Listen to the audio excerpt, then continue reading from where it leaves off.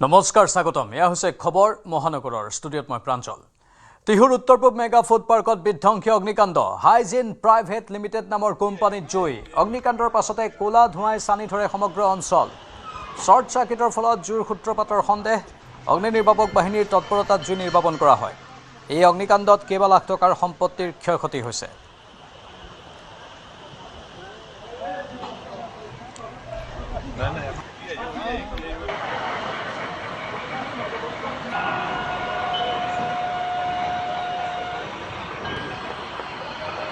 জুইটো নুমাব পৰা নাই চেষ্টা কৰি আছে মোৰ আইডিয়াত ভালখিনি ক্ষতি হৈছে আমাৰ ইয়াত মোটামুটি 50-80-100 জন মানুহ কৰ্মস্থানৰ আমাৰ আছিল কিন্তু মানুহৰ এটাও কেজুৱেলিটি হোৱা নাই এতিয়া আমাৰ কাৰণে খুব ভাল কথা কিন্তু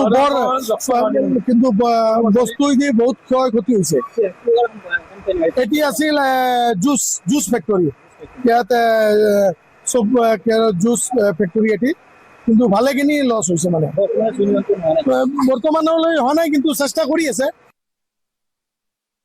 বৰ্তমান মুহূৰ্তত আমি উপস্থিত আছো মেগা ফুড পাৰ্কত আৰু মোৰ সহযোগী প্ৰথমে পৰিৱেশটো দেখুৱাব এয়া হৈছে হাইজিন গ্ৰুপ আচলতে হাইজিন গ্ৰুপত ৰাতিপুৱাৰ ভাগত শ্বৰ্ট চাৰ্কিটৰ ফলত এই অগ্নিকাণ্ডৰ ঘটনা সংঘটিত হোৱাৰ কথা পোহৰলৈ আহিছে আৰু তাৰ পিছতে আচলতে অগ্নি নিৰ্বাপক বাহিনীৰ জৰিয়তে এই জুই নিৰ্বাপন বা স্থানীয় ৰাইজে জুই নিৰ্বাপনৰ চেষ্টা অব্যাহত ৰাখিছে বৰ্তমান মুহূৰ্তলৈকে কিন্তু এই জুই নিৰ্বাপন হোৱা নাই আৰু গোটেই ভিতৰ ভাগৰ দৃশ্যটো আমি দেখুৱাইছো ভিতৰ ভাগত বৰ্তমানো ডাউ ডাউকৈ জুই জ্বলি আছে আৰু জুই লেনিহা নিশা বিভিন্ন ধৰণৰ সামগ্ৰী যোৱা পৰিলক্ষিত হৈছে অকণমান কথা পাতিবলৈ বিচাৰিম কিহৰ ফেক্টৰী হয়তো এটি জুচৰ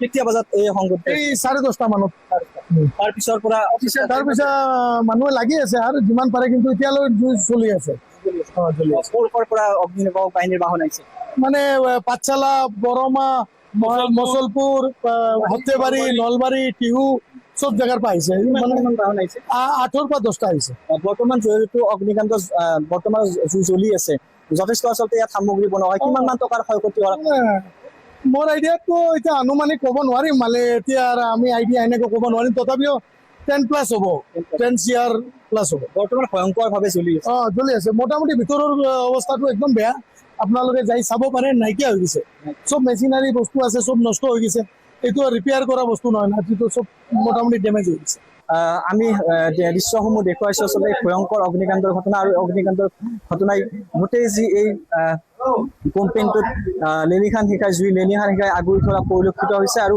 এয়া হৈছে নলবাৰীৰ টিহুৰ যি মেগা ফুড পাৰ্ক আৰু মেগা ফুড পাৰ্কৰ দৃশ্য আৰু মেগা ফুড পাৰ্কত বৰ্তমান মুহূৰ্ততো যি জুই নিয়ন্ত্ৰণৰ চেষ্টা অব্যাহত ৰাখিছে অগ্নি নিৰ্বাপক বাহিনী স্থানীয় ৰাইজে আহি সেই ব্যৱস্থা কৰিছে যদিও বৰ্তমানলৈকে জুই নিয়ন্ত্ৰণলৈ অহা নাই ইডিয়ে কৰিব এচিএছ নুপুৰ বৰাৰ কেলেংকাৰীৰ তদন্ত নুপুৰৰ আয় বহিৰ্ভূত সম্পত্তিৰ গোচৰৰ তদন্ত কৰিব এনফোৰ্সমেণ্ট ডাইৰেক্টৰেটে তদন্তৰ দায়িত্ব আনুষ্ঠানিকভাৱে ল'লে ইডিয়ে পূৰ্বে মুখ্যমন্ত্ৰীৰ তদাৰকী কোষে কৰিছিল তদন্ত 6 বছৰীয়া চাকৰি জীৱনত নুপুৰৰ সম্পত্তিৰ পৰিমাণ হৈছিল 416%।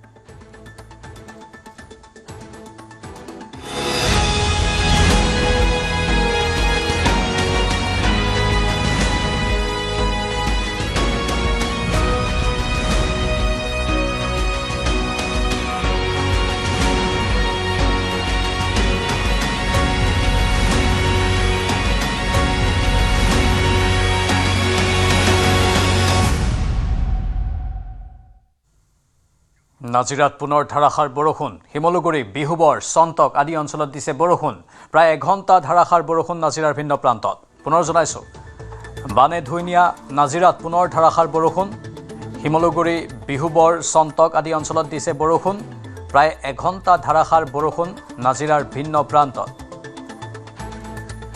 বানপানী কিছু শুকাইছিল শুকোৱাৰ পাছত পলসে আগুৰি ধৰা সেই পৰিৱেশবোৰ দেখিবলৈ পোৱা গৈছিল ঘৰ বাৰী নষ্ট হৈছে সা সম্পত্তি নষ্ট হৈছে জনসাধাৰণৰ এতিয়া ভূতৰ ওপৰত দানৱ প্ৰদি পুনৰ ধাৰাসাৰ বৰষুণ আহিছে প্ৰায় এঘণ্টা ধাৰাসাৰ বৰষুণ নাজিৰাৰ ভিন্ন প্ৰান্তত হিমলুগুৰি বিহুবৰ চন্তক আদি অঞ্চলত দিছে বৰষুণ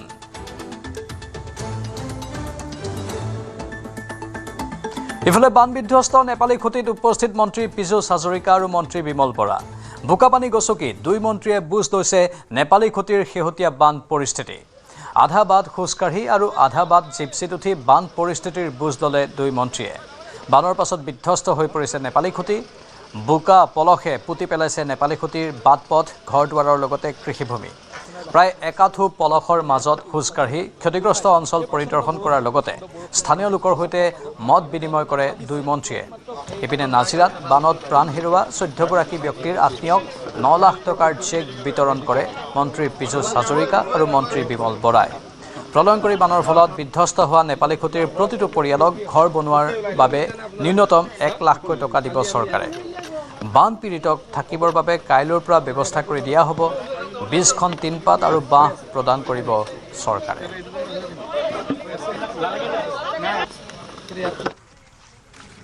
গাখীৰ উৎপাদন কৰি উজনি অসমৰ বিভিন্ন প্ৰান্তত বা অসমখনৰ বিভিন্ন প্ৰান্তত তেওঁলোকে বিক্ৰী কৰে। সেয়া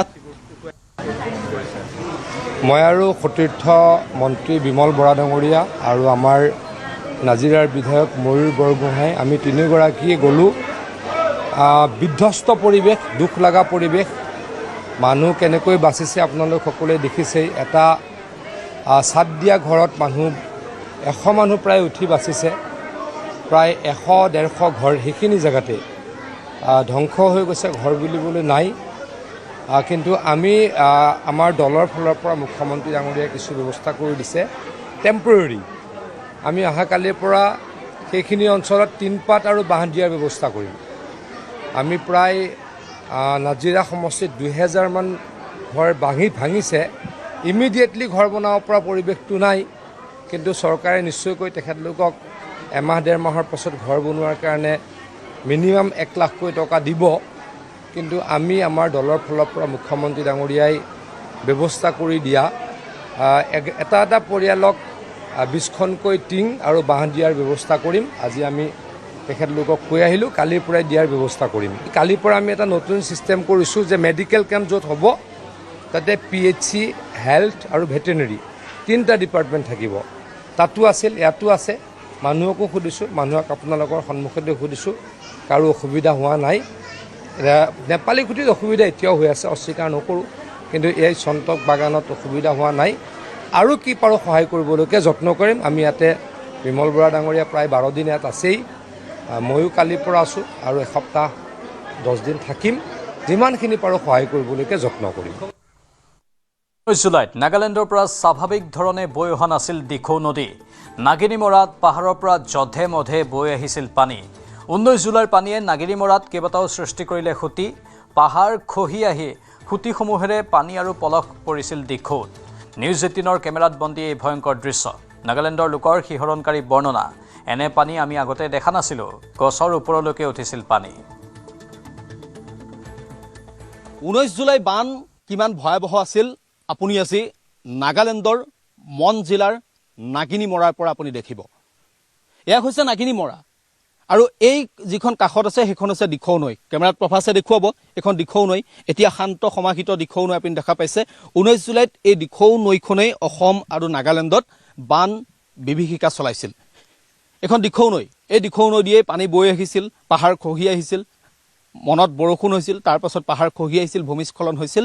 আৰু এনেদৰে দিখৌৱে সমগ্ৰ অসম আৰু নাগালেণ্ডখনত কিন্তু নাগালেণ্ডৰ কেইবাটাও প্ৰান্তত বান বিভীষিকাৰ সৃষ্টি কৰিছিল আৰু এক প্ৰকাৰ মৃত্যুকুণ্ডত পৰিণত কৰিছিল। এতিয়া কেইটামান দৃশ্য আপোনাক দেখুৱাম। এই দৃশ্যটো আপোনাক চাওক। মই যিটো স্থানত আছোঁ এয়া হৈছে নাগিনীমৰা আৰু মই একেবাৰে দিখৌৰ কাষত আছোঁ। এয়া হৈছে নেপালী খুঁটি। নাগালেণ্ডৰ নাগিনীমৰাৰ যিটো নেপালী খুঁটি, এয়া নেপালী খুঁটি। অসমৰ নেপালী খুঁটিত ইতিমধ্যে মৃত্যুকুণ্ডত পৰিণত হ'ল আৰু এয়া নাগালেণ্ডৰ নেপালী খুঁটি, নাগিনীমৰাৰ নেপালী খুঁটি। এতিয়া কথাটো হ'ল, এইখন আপুনি কাষত দিখৌ নৈ দেখা পালে। এই যিটো অঞ্চল আপুনি দেখা পাইছে, ভগ্নাৱশেষ দেখা পাইছে, এইসমূহ পলস, এই যিটো পানীৰ সোঁত আহি আছে আপুনি দেখা পাইছে, এই পানীৰ যিটো আপুনি সোঁত দেখা পাইছে, এই পানীৰ সোঁতটো কিন্তু নাগিনীমৰাত পূৰ্বতে নাছিল। এয়া 19 জুলাইত হৈছিল। এয়াই আছিল ভয়াৱহতা। অৰ্থাৎ সেই দিশেৰে পানী আহিব লাগিছিল। নদীয়েদি পানী আহিলে সেই দিশেৰে পানী আহিব লাগে, কিন্তু সেইদিনা সেই দিশেৰে পানী অহা নাছিল। সেই দিশেৰেও পানী আহিছিল, কিন্তু তাতকৈ ভয়াৱহ পানী আহিছিল এই দিশেদি। অৰ্থাৎ এই দিশেদি পানী আহিছিল। আপুনি দেখা পাইছে ইয়াত সম্পূৰ্ণৰূপে ধ্বংস কৰি থৈ গ'ল। দিখৌ নদীখন ইফালে আছে, মোৰ বিপৰীত চাইডে, মোৰ সন্মুখত আছে দিখৌ নদীখন। আৰু দিখৌ নদীখন এনেধৰণে আহিছে। এনেধৰণে দিখৌৰ খুঁটিটো আছে, দিখৌ নদীখন আছে, কিন্তু পানী সিদিনা এই পথেদি আহিছিল, কিমান ভয়ংকৰ আছিল সিদিনা পানী। এতিয়া আপুনি চিন্তা কৰক, এতিয়া আপুনি এই দৃশ্যৰ পৰা আপুনি বুজিব যে সিদিনা পানী কিমান ভয়ংকৰ ৰূপত নামি আহিছিল, পানীৰ ঢল কিমান ভয়ংকৰ আছিল। এয়া পানীৰ সোঁত এতিয়াও আছে, পানীৰ সোঁত আপুনি দেখা পাইছে। এইপিনৰ পৰা পানী আহিছে, দিখৌ নদীৰ পৰা পানী আহিছে, চাৰিওফালৰ পৰা পানী আহিছে ইয়াতে, চাৰিওফালৰ পৰা পানী। আপোনাৰ ইয়াত কিমান বছৰ হ'ল? মইতো ইয়াৰ পৰা গুচি গ'লো বিহুবৰ, এনে মই ফুৰিবলৈ এতিয়া আহা। আপুনি আগতে দেখা পাইছিল নে এইফালেদি পানী আহিছিল? অহা নাই, কেতিয়াও অহা নাই, খালি নলাৰ পানী অলপ অলপ আহে, 1 ফুট 2 ফুট লাষ্ট 3 ফুট, ইয়াৰ ওপৰত অহা নাই। এইবাৰ মানে প্ৰথম আহিলে এইবেলি মানে প্ৰথম আহিছে, আৰু 90 চনত আহিছিলে। আমি এতিয়া 16-17 বছৰ বয়স এইটো টাইমত। এতিয়া আমাৰ ইয়াত লাৰি মিল আছিলে, লাৰি চাহাব কা মিল আছিলে, সেই মিলত আমি খৰি লৰি ল'বলৈ আহোঁ। সিদিনা পানী কিমান আছিলে? পানীটো মোক দেখাই দিয়কচোন, কিমান পানী আহিছে ইয়াত অহাটো এই ডুমৰ গছৰ ওপৰত ডাম্পাৰ দেখিছে না, সেই ওপৰত ডাম্পাৰৰ আধা লগে আহিছিলে। হয়, এই গছজোপা আপুনি চিন্তা কৰক, এই গছজোপা আমি এক্সক্লুচিভলি এই দৃশ্যাংশ আপোনাক দেখুৱাইছো। এই গছজোপা আপুনি দেখা পাইছে, এই গছজোপাৰ একেবাৰে আধালৈকে সিদিনা পানী উঠিছিল। কিমান ভয়ংকৰ আপুনি চিন্তা কৰক। আৰু ইয়াৰ পৰা নাগালেণ্ডৰ এই পাহাৰৰ পৰাই, এই নেপালী খুঁটিৰ পৰাই পানী গৈ সেই দিখৌ নদীখনে বান বিভীষিকাৰ সৃষ্টি কৰিছিল আমাৰ নেপালী খুঁটিত, আমাৰ অসমৰ বিহুবৰত, আমাৰ চন্তকত, আমাৰ শিৱসাগৰ, আমাৰ চৰাইদেউ সোণাৰীত বান বিভীষিকাৰ সৃষ্টি কৰিছিল আৰু মৃত্যুকুণ্ডত পৰিণত কৰিছিল। উজনিত বান বিধ্বস্ত অঞ্চলৰ ক্ষয় ক্ষতিৰ পৰ্যবেক্ষণ পঞ্চায়ত আৰু গ্ৰামোন্নয়ন বিভাগৰ মন্ত্ৰী অতুল বৰাৰ। শুকুৰবাৰে নিশা যোৰহাট জিলাৰ বিধায়কসকল, পঞ্চায়ত প্ৰতিনিধি আৰু চৰকাৰী বিষয়াৰ সৈতে বৈঠকত মিলিত হয় বিভাগীয় মন্ত্ৰীগৰাকী। যোৰহাটৰ গ্ৰামাঞ্চলত হোৱা বিভিন্ন ক্ষয় ক্ষতিৰ জৰীপ কৰি শীঘ্ৰে পুনঃ নিৰ্মাণ কৰাৰ ওপৰত গুৰুত্ব আৰোপ কৰে মন্ত্ৰীগৰাকীয়ে। আনহাতে কেন্দ্ৰীয় চৰকাৰৰ বিশেষ বান সাহায্যক লৈ গায়ৰা মন্তব্য মন্ত্ৰী অতুল বৰাৰ।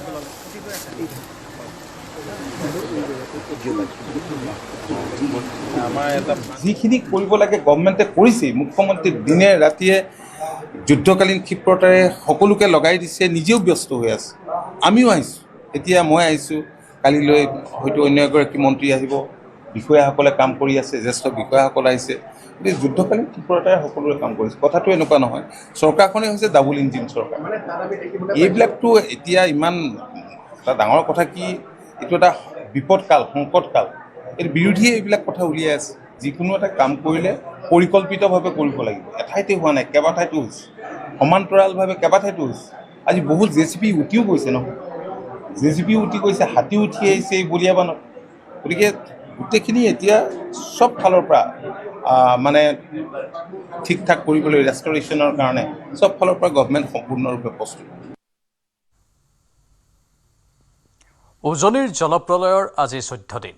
ঠায়ে ঠায়ে বান কমিছে যদিও এতিয়াও শিৱসাগৰ জিলাৰ শতাধিক গাঁও বানৰ কবলত। আনহাতে ধাৰাসাৰ বৰষুণৰ পাছতে পুনৰ শংকিত হৈ পৰিছে শিৱসাগৰ নাজিৰাবাসী। নেৰানেপেৰা বৰষুণৰ বাবে বিপদসীমাৰ ওপৰেৰে বৈছে দিখৌ নৈৰ জলস্তৰ। ফলত 12 দিনে জলমগ্ন হৈ আছে বেতবাৰী মৌজাৰ চাংমাই গাঁৱৰ বহু পৰিয়ালৰ বাসগৃহ। বানত সৰ্বস্ব হেৰুৱাৰ পিছত দিশহাৰা হৈ পৰিছে হাজাৰ হাজাৰ বন্যাৰ্ত। এতিয়াও আশ্ৰয় শিবিৰ, পথৰ ডিভাইডাৰ আৰু ৰাজপথত এখন তিৰপালৰ তলত উজাগৰি নিশা কটাইছে বানাক্ৰান্ত লোকে। বহু পৰিয়ালৰ ঘৰত পানী শুকাল যদিও ঘৰৰ বাহিৰে ভিতৰে একাঠু পৰ্যন্ত বোকা আৰু পলস। ৰাজ্যত এই পৰ্যন্ত বানত প্ৰাণ হেৰুৱাইছে 82 গৰাকী লোকে।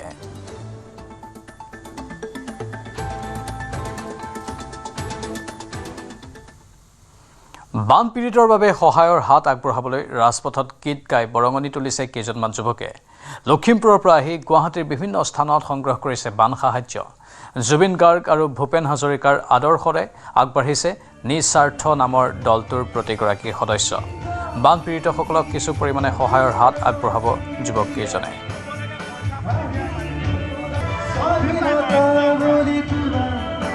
নামৰ এটা দলে আচলতে মহানগৰীৰ বিভিন্ন প্ৰান্তত তেওঁলোকে সেই বান বিভীষিকাত ক্ষতিগ্ৰস্ত হোৱা, বানত ক্ষতিগ্ৰস্ত হোৱা প্ৰত্যেকগৰাকী লোকলৈ তেওঁলোকে কিছু সাহায্য বুটলিছে। মোৰ সৈতে এজন দাদা উপস্থিত আছে, আপোনাৰ ওচৰলৈ কেনেদৰে আৰম্ভ কৰিব? আচলতে শিৱসাগৰ বান পৰিস্থিতিক লৈ আমি খুব দুখিত বিশেষকৈ। আৰু আমি সদায় জুবিনদাৰ আদৰ্শ, ভূপেনদাৰ আদৰ্শ, জ্যোতিপ্ৰসাদ আগৰৱালা, বিষ্ণুপ্ৰসাদ ৰাভা, তেখেতলোকৰ আদৰ্শ লৈ আমি প্ৰত্যেকজন অসমীয়া সদায় আগবাঢ়ি যাব লাগিব। তেখেতলোকৰ সদায় আদৰ্শ ল'ব লাগিব আমি। আৰু গতিকে আমি বিগত 3 বছৰ ধৰি ৰাইজৰ হকে সদায় কাম কৰি আহিছোঁ। আমাৰ এষ্টাব্লিছ হৈছিলে আমাৰ এই বেণ্ডটো 2023 চনৰ 7 জুলাই তাৰিখে। আৰু তেতিয়া আমি সকলো যুৱকে এটাই শপত লৈছিলোঁ, আমি সদায় ৰাইজৰ বাবে কাম কৰি যাম আৰু নিস্বাৰ্থভাৱে কৰি যাম। সেইদৰে আমি 3 বছৰ ধৰি ৰাইজক যিমানখিনি পাৰোঁ সহায় কৰিবলৈ চেষ্টা কৰি আহিছোঁ। সেয়া আচলতে বানপানীৰ ক্ষেত্ৰতে হওক, পঢ়া শুনাৰ ক্ষেত্ৰতে হওক বা মেডিকেলৰ ক্ষেত্ৰতে হওক, আমি ৰাইজৰ পৰা যিখিনি পাবলৈ সক্ষম হওঁ সেইখিনি লৈ গৈ আকৌ আমি ৰাইজক দিবলৈ চেষ্টা কৰোঁ। সংগীতৰ মাধ্যমেৰে আমাৰ নিজস্ব এটা বেণ্ডো আছে, আমি অনুষ্ঠানো কৰোঁ, কিন্তু ৰাইজৰ সেৱা আমি সদায় অব্যাহত থাকিব। আমি যেতিয়ালৈকে জীয়াই থাকিম, আমাৰ বেণ্ডটো যেতিয়ালৈকে জীয়াই থাকিব, আমি তেতিয়ালৈকে আমি সদায় ৰাইজৰ কাৰণে সদায় জীয়াই থাকিম। অলপমান ঘূৰি দিয়ক, মই এটা বস্তু দেখুৱাম। নিস্বাৰ্থ, ইয়াত পিঠিত লিখাই আছে যে নিস্বাৰ্থ, কোনো স্বাৰ্থ নোহোৱাকৈ, কাৰোৰ বাবে একো স্বাৰ্থ নোহোৱাকৈ তেওঁলোকে কাম কৰি যোৱাৰ যি প্ৰতিশ্ৰুতি, যি পণ, সেয়া সঁচাকৈয়ে মানুহৰ বাবে কাম কৰি গৈছে। গতিকে কেনেকুৱা ধৰণে আজিৰ দিনটোত আপোনালোকে বৰঙণি তুলিছে ৰাইজৰ পৰা, যিয়ে যেনেকৈ মন কৰিছে বৰঙণি দি গৈছে, কেতিয়ালৈ সহায়ৰ হাত আগবঢ়োৱা হ'ব, কেতিয়ালৈ সেই বানপীড়িত অঞ্চলসমূহলৈ যোৱা হ'ব বা কেনেদৰে সহায় কৰিব এবাৰ? আচলতে বানপীড়িত ৰাইজৰ এতিয়া যিখিনি বস্তু পাই আছে তেখেতলোকে, আমি তাতকৈ অকণমান বেলেগকৈ ভাবিছোঁ। মানে এতিয়া ধৰক পানীখিনি নাই, কিন্তু তাত পলস সাংঘাতিক ধৰণে জমা হৈ আছে। গতিকে আমি সকলো তাত গৈ সেই চাফ চিকুণ কৰাটো লাগিম আমি, আৰু যিখিনি পাৰোঁ আমি পইচা পাম সেইখিনিয়ে, যিখিনি তেখেতলোকৰ লাগতিয়াল সামগ্ৰী সেইখিনিহে আমি লৈ যাবলৈ চেষ্টা কৰিম, মানে সম্পূৰ্ণ। আৰু যথেষ্ট আমাৰ 8 দিন হ'ল ঘূৰি ফুৰা, আমি অসমতে সম্পূৰ্ণ ঘূৰি ফুৰিছোঁ। আমাৰ যথেষ্টখিনি কষ্ট হৈছে, কিন্তু সেই কষ্টখিনি আমি নিজকে কষ্ট বুলি ভবা নাই। আচলতে আমি ৰাইজৰ যে সহায় কৰিব পাৰিছোঁ, ভগৱানে যে ইমানখিনি আমাক শক্তি দিছে, সেয়া আমি নিজকে সৌভাগ্য বুলি ভাবিছোঁ মানে। আৰু আমি সদায় মানুহৰ বাবে জীয়াই থাকিব লাগিব। ইয়াত কোনো হিন্দু মুছলিম কোনো কথা আহি নপৰে, ভেদাভেদ আহি নপৰে। আমি সদায় একত্ৰিত হৈ আমি নিজৰ পুনৰ অসমখন আমি সদায় গঢ়ি তুলিব লাগিব। কালৰূপী বানে সম্পূৰ্ণৰূপে কঙাল কৰি থৈ গ'ল উজনিৰ 3 জিলাত। বানৰ সৰ্বস্ব হেৰুৱাৰ পিছত এতিয়াও পথৰ ডিভাইডাৰ, মথাউৰিৰ ওপৰত এখন তিৰপালৰ তলত দিন কটাইছে বন্যাৰ্তই। মৰিয়নি সমষ্টিৰ চিনাতলি, কাৱৈমাৰী আদি গাঁৱত মথাউৰিৰ ওপৰত এখন বস্তাৰে বেৰি থোৱা টিঙৰ চালিৰ তলত কণমানি সন্তানক বুকুত সাৱটি সময় কটাইছে বানাক্ৰান্তই। আমাৰ সাংবাদিক দিগন্তৰ এক প্ৰতিবেদন আগবঢ়াইছোঁ।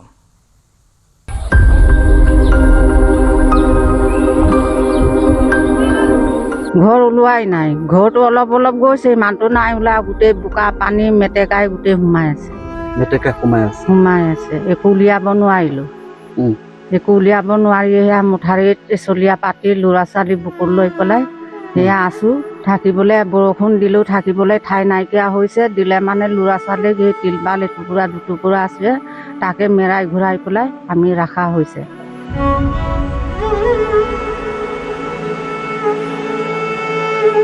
এয়াই হৈছে বান বিভীষিকা। থৈলা বস্তা কেইটামান ওলোমাই কাষত এনেধৰণে কণ কণ শিশুকেইটালৈ ইয়াতে তেওঁলোকে সময় পাৰ কৰিছে। এইসমূহ ঘৰ এতিয়াও পানীৰ তলতে আছে।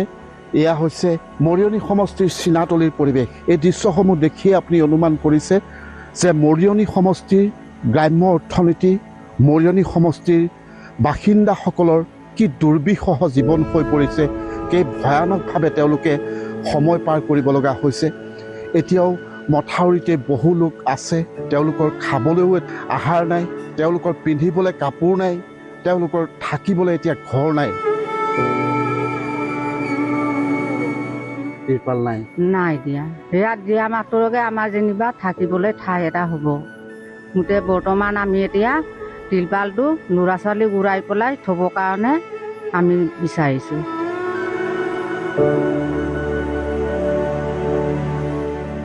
এয়া মাত্ৰ উদাহৰণহে। এতিয়া এই অঞ্চলটোৰ অধিকাংশ পৰিয়ালৰে এই অৱস্থা। ঘৰৰ ভিতৰত যেতিয়া এপুকু এডিঙি পৰ্যন্ত পানী হৈ গ'ল, তেওঁলোকৰ সামগ্ৰী কেইপদ উলিয়াই আনিব নোৱাৰিলে, আৰু সেয়া এতিয়া ঘৰৰ ভিতৰতে জহি খহি গ'ল, ঘৰটোও ভাঙি গ'ল। এতিয়া কি কৰিব, কি খাব? এই 3টাকৈ কণ কণ শিশু, সেইসমূহ চিন্তা এতিয়া এইসকল বানাক্ৰান্তৰ।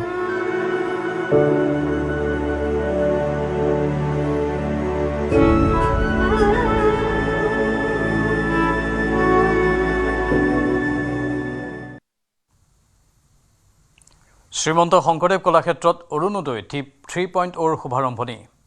ৰাজ্যৰ 37 লাখৰো অধিক হিতাধিকাৰীৰ একাউণ্টত প্ৰদান কৰা হ'ল অৰুণোদয়ৰ ধন। উজনিৰ বান বিধ্বস্ত 4 জিলাৰ বাহিৰে আন জিলাৰ অৰুণোদয়ৰ হিতাধিকাৰীক প্ৰদান কৰা হৈছে 1100কৈ টকা। প্ৰতিগৰাকী অৰুণোদয়ৰ হিতাধিকাৰীৰ পৰা 150 টকাকৈ কৰ্তন কৰি বান বিধ্বস্ত শিৱসাগৰ, চৰাইদেউ, যোৰহাট, গোলাঘাটৰ বানপীড়িত হিতাধিকাৰীক এইবাৰ প্ৰদান কৰা হৈছে 2500কৈ টকা। মাননীয় বিত্তমন্ত্ৰী মহোদয় প্ৰমুখ্যে মঞ্চত উপবিষ্ট বিশিষ্ট ব্যক্তিসকল আৰু উপস্থিত সুধীবৃন্দ, প্ৰচাৰ মাধ্যমৰ সদস্যবৃন্দ আৰু অনুষ্ঠানটিৰ সৈতে জড়িত যে আমাৰ অৰুণোদয়ৰ 37 লাখ মহিলা আছে, সকলোৰে মনত ইচ্ছা আছে যে শিৱসাগৰ বানপানীৰ কাৰণে আমিও কিবা এটা কৰিব পাৰো নেকি, চৰাইদেউত গৈ আমিও কিবা এটা দিব পাৰো নেকি। আমাৰতো দিব পৰা আমাৰ সম্বল নাই, কিন্তু আজি আপোনালোকৰ পৰা মই এই 150 টকা নাকাটাকৈ মই শিৱসাগৰ, চৰাইদেউত 2,500 টকা দিব পাৰিলোহেঁতেন। কিন্তু এই 150 টকা মই কিয় কাটিলো, আজিৰ পৰা আপোনালোকেও গৌৰৱেৰে সৈতে ক'ব পাৰিব যে শিৱসাগৰ, চৰাইদেউৰ বানপানীৰ কাৰণে আমিও কিবা এটা অন্তত আগবঢ়ালো। আগতে মনত থাকে চবেই দি আছে, আমিতো একোৱে কৰিব পৰা নাই। আজি চৰকাৰে আপোনালোকক এটা সুবিধা কৰি দিলে যে এই 150 টকা আপোনালোকৰ টকা আজি আপোনালোকে কাক দিলে, শিৱসাগৰ, চৰাইদেউ, যোৰহাট, গোলাঘাটত বান আক্ৰান্ত ৰাইজক আপোনালোকে আগবঢ়ালে। এইটো মই দিয়া নহয়, আমাৰ অৰুণোদয়ৰ 37 লাখ মহিলাই আপোনালোকক দিয়া পুঁজিৰ পৰা আপোনালোকে 150 টকা আজি আমাৰ আই মাতৃসকলক কাক দিলে, শিৱসাগৰ, চৰাইদেউ, যোৰহাট, গোলাঘাটত। ইফালে হিতাধিকাৰীয়ে আগধন হিচাপেও ল'ব পাৰিব অৰুণোদয়ৰ ধন। সুদ অবিহনে হিতাধিকাৰীয়ে ল'ব পাৰিব আগধন। জৰুৰীকালীনভাৱে ল'ব পাৰিব 8,000 পৰা 10,000 টকা। বেংকৰ জৰিয়তে ল'ব পাৰিব অৰুণোদয় আঁচনিৰ আগধন। অৰুণোদয়ৰ এবছৰৰ আগধন ল'ব পাৰিব হিতাধিকাৰীয়ে। আগধন লোৱাৰ পৰৱৰ্তী মাহৰ পৰা কটা হ'ব কিস্তি। বেংকে অৰুণোদয় সাহায্যৰ পৰা কিস্তিকৈ কাটি ৰাখিব ধন।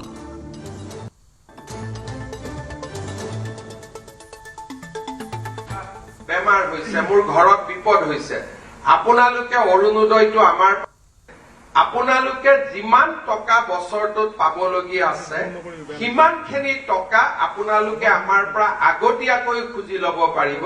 আমি আপোনালোকৰ টকাটো মাহত কাটি গৈ থাকিম। তেতিয়া কি হ'ব, বিনা সুদত আপোনালোকে এডভান্স ল'ব পাৰিব। তেতিয়া বোলে মই অক্টোবৰ, নৱেম্বৰ মাহৰ অৰুণোদয়টো মোক আজিয়ে লাগে, মোৰ ল'ৰা ছোৱালী কৰবাত এডমিশ্যন দিব লাগে বা কিবা বেমাৰ হৈছে, মোৰ ঘৰত বিপদ হৈছে, আপোনালোকে অৰুণোদয়টো আমাৰ পৰা আগতে ললে, আমি আপোনালোকক মাহত কাটি দি থাকিলো। তাৰমানে 15,000 টকাৰ 10,000 বা 8,000 টকা আপোনালোকে যাতে আমাৰ পৰা আগতীয়াকৈ ল'ব পাৰে, তেনেকুৱাও এটা নতুন কাম এটা আমি আৰম্ভ কৰিম। আপোনালোকে যিমান টকা বছৰটোত পাবলগীয়া আছে সিমানখিনি টকা আপোনালোকে আমাৰ পৰা আগতীয়াকৈ খুজি ল'ব পাৰিব। আনফালে শীঘ্ৰে ৰাজ্যত নিয়োগ কৰা হ'ব অৰুণোদয় সাৰথী। হিতাধিকাৰীৰ কাম সৰল কৰিবলৈ নিয়োগ কৰিব অৰুণোদয় সাৰথী। প্ৰতিটো সমষ্টিত নিয়োগ কৰিব অৰুণোদয় সাৰথী। সাৰথীৰ যোগেদি অভাৱ অভিযোগ জনাব পাৰিব হিতাধিকাৰীয়ে। লগত থাকিলে এতিয়াৰ পৰা অৰুণোদয় সম্পৰ্কত নতুন খবৰ, কেনেকৈ আঁচনিটোক আৰু ভাল কৰিব লাগে, তাৰ কাৰণে মই প্ৰচেষ্টা চলাই ৰাখিম। এইটো মাত্ৰ আৰম্ভণিৰ বছৰ। আপোনালোকে অৰুণোদয় আঁচনিখন নতুন ৰূপত সাজত আপোনালোকে দেখা পায়েই থাকিব। অৰুণোদয় সদায় আপোনালোকৰ লগত ঘৰখনৰ সাৰথী হিচাপে আপোনালোকৰ লগত থিয় হৈ থাকিব। অৰুণোদয় সম্পৰ্কত এইবাৰ আমি হিতাধিকাৰীৰ ধন যাতে আনে ল'ব নোৱাৰে তাৰ বাবে এই ব্যৱস্থা। আধাৰ সংলগ্ন নকৰা প্ৰায় 20,000 মহিলাই এইবাৰ নাপাব ধন। বৰ্তমানেও চলি আছে বেংক একাউণ্টৰ সৈতে আধাৰ সংলগ্নকৰণ। এইবাৰ আমি আধাৰৰ লগত ইয়াক যেতিয়া সংলগ্ন কৰিলো, ভৱিষ্যতে আমাৰ বেংক একাউণ্টটো হ'ল, নামো একে হ'ল, আধাৰ তাৰ লগত থাকিলে এতিয়াৰ পৰা অৰুণোদয় নামত কোনেও খেলি মেলি কৰিব নোৱাৰিব। আৰু যাৰ বাবে এই ধন প্ৰদান কৰা হৈছে তেওঁলোকৰ বেংক একাউণ্টতে এই পুঁজি পাবগৈ। অৰুণোদয় 3 এই বিত্তীয় বৰ্ষত 26-27 বিত্তীয় বৰ্ষৰ প্ৰথম কিস্তিটো আজি আমি প্ৰদান কৰিলোঁ। আপোনালোকে জানে যে যোৱা বিত্তীয় বৰ্ষত আমি 9,000 টকা এটা সকলো অৰুণোদয় আই মাতৃসকলক দিছিলোঁ। তাৰ পিছতে যিহেতু আমাৰ বাজেট অনুমোদন হোৱা নাছিল, নতুন বিত্তীয় বৰ্ষৰ বাজেট যোৱা 3 দিন আগত গৃহীত হোৱাৰ পিছত আমি আজি 1 তাৰিখে অসমৰ 37 লাখতকৈ বেছি আই মাতৃক অৰুণোদয়ৰ ধনৰাশি আজি মুকলি কৰি দিয়া হ'ল। মুখ্যমন্ত্ৰী ডাঙৰীয়াই এই শংকৰদেৱ কলাক্ষেত্ৰৰ পৰা তেখেতে ৰাজ্যিক কাৰ্যসূচীৰ মাজেৰে এই ধনৰ বিতৰণ আৰম্ভ কৰিলে আৰু অসমৰ প্ৰতিটো পঞ্চায়ত, প্ৰতিটো ৱাৰ্ড, প্ৰতিটো VCDC, প্ৰতিটো MSCত সভা অনুষ্ঠিত কৰি আমি ইয়াৰ পৰাই ধন বিতৰণ আৰম্ভ কৰিলোঁ। এইবাৰ আমি অৰুণোদয়ৰ ধন বান আক্ৰান্ত 4খন জিলালৈকে 2500 টকাকৈ দিছোঁ, দুগুণ কৰি দিয়া হৈছে যাতে সেই আই মাতৃসকলে কিছু সকাহ পায়। আৰু ঠিক তেনেদৰে বানাক্ৰান্ত ৰাইজৰ সহায়ত যাতে আমাৰ অৰুণোদয় পৰিয়ালৰ প্ৰতিগৰাকী সদস্যই অন্তৰ্ভুক্ত হ'ব পাৰে, সেই উদ্দেশ্যে প্ৰতিগৰাকী সদস্যই যি 1250 টকাকৈ পাই আছিল তেওঁলোকক আমি 1100 টকা আৰু তেওঁলোকে 150 টকা এই বানাক্ৰান্ত ৰাইজক সহায় কৰিছে। গ্লাছগো কমনৱেলথৰ ফাইনেলত অসম কন্যা লাভলীনা বৰগোহাঁই স্বৰ্ণ জয়ৰ লক্ষ্যৰে আজি কমনৱেলথ গেমছৰ ৰিঙত নামিব লাভলীনা। 75 কেজি শাখাৰ ফাইনেলত বক্সাৰ লাভলীনা বৰগোহাঁই আজি নিশা অষ্ট্ৰেলিয়াৰ প্ৰতিদ্বন্দ্বীৰ বিৰুদ্ধে অসম কন্যাৰ স্বৰ্ণ জয়ৰ যুঁজ। ভাৰতীয় সময় অনুসৰি আজি নিশা 10:15 ফাইনেলৰ ৰিঙত নামিব লাভলীনা। অষ্ট্ৰেলিয়াৰ বক্সাৰ এমা চু গ্ৰীণ ট্ৰিৰ বিৰুদ্ধে যুঁজিব লাভলীনাই। ছেমিফাইনেলত লাভলীনাৰ হাতত পৰাস্ত টুভালুৰ তাৰুণা তাফাকি। 5-0 ব্যৱধানত তাৰুণা তাফাকি পৰাস্ত হৈছিল লাভলীনাৰ হাতত।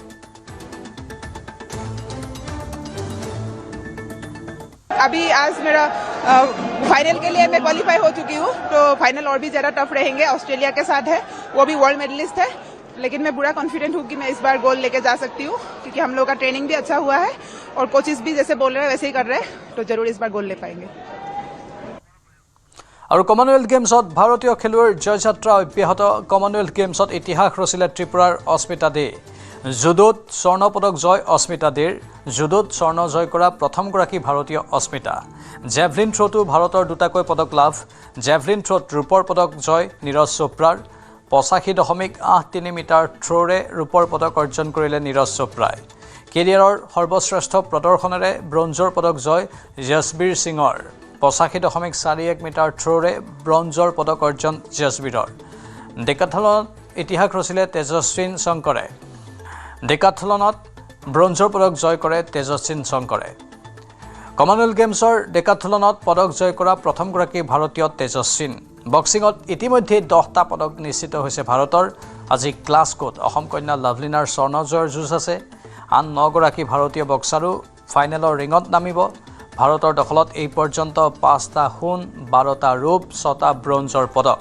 23টা পদক দখলেৰে এই পৰ্যন্ত পদক তালিকাৰ 10ম স্থানত আছে ভাৰত। तो आज बड़ा स्पेशल दिन है। दो मेडलिस्ट। अच्छा लगा कि भाई ऐसा एशियन गेम्स में हुआ था कि और मैंने जीता था, और काफ़ी खुशी है कि यशवीर ने ऐसी जगह पे अपना पर्सनल बेस्ट किया जहाँ पे बहुत ज़्यादा ज़रूरी था, और बहुत अच्छा लग रहा है कि हम पोडियम पे हैं। बिल्कुल हमेशा खुशी रहता है कि नेशनल एंथम बजे, पर ठीक है मैंने भी अपना सीजन बेस्ट किया है और कमबैक ठीक हो रहा है। अभी बाकी कॉम्पिटिशन्स भी हैं, तो काफ़ी खुशी है आज। नीरज, वेदर कैसा था आज? वेदर ने कुछ डिस्टर्ब किया या साथ दिया वेदर ने आज? नहीं, वेदर कल से थोड़ा बेटर था। स्टार्टिंग में थोड़ा ठीक था, बट बाद में ठंड और हवा फिर चलने लगी थी, तो पर ठीक था, कल से काफ़ी बेटर था। হ্ৰাস পালে বাণিজ্যিক ৰন্ধন গেছ চিলিণ্ডাৰৰ দাম। দিল্লীত 19 কেজি প্ৰতিটো চিলিণ্ডাৰৰ দাম 202 টকা হ্ৰাস। কলকাতাত 19 কেজি চিলিণ্ডাৰৰ দাম 209 টকা হ্ৰাস। ধাৰাবাহিক দাম বৃদ্ধিৰ পিছত দেশৰ ব্যৱসায়ীলৈ কিছু সকাহ। আজিৰে পৰা কাৰ্যকৰী বাণিজ্যিক চিলিণ্ডাৰৰ নতুন নিৰিখ।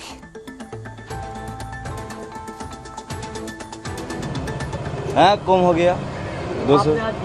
हाँ लिया है, कम पैसे लिया। हाँ लिया 209 रुपया कम लिया। कम लिया, क्या कहेंगे और भी कम होना चाहिए? और कम होना चाहिए, मतलब दिक्कत हो रहा है काम करने में, लेने में दिक्कत तो होगा ही। बहुत महंगा हो गया, ये थोड़ा थोड़ा कम रहा है, हम भी खुश हो रहे हैं, और कमेगा तो और भी खुश होगा।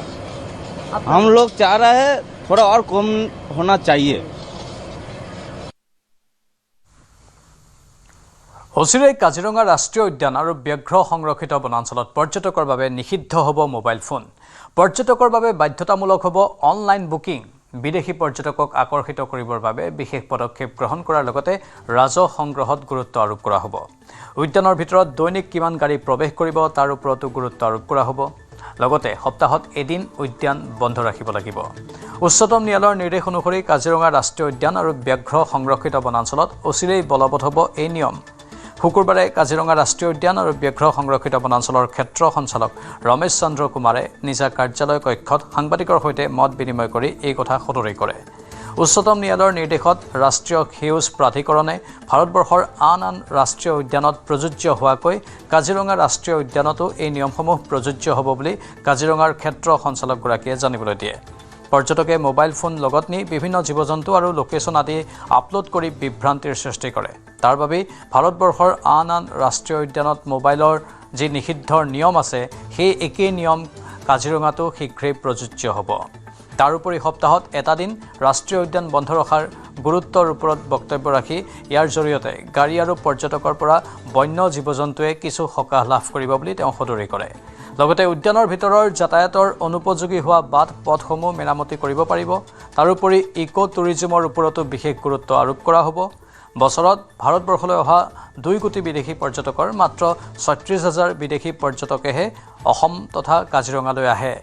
ইক' টুৰিজমৰ জৰিয়তে বিদেশী পৰ্যটকক আৰু অধিক আকৰ্ষিত কৰি লগতে বিদেশী পৰ্যটক যাতে অসমলৈ অধিক আহে তাৰ ওপৰতো বিশেষ গুৰুত্ব আৰোপ কৰিব।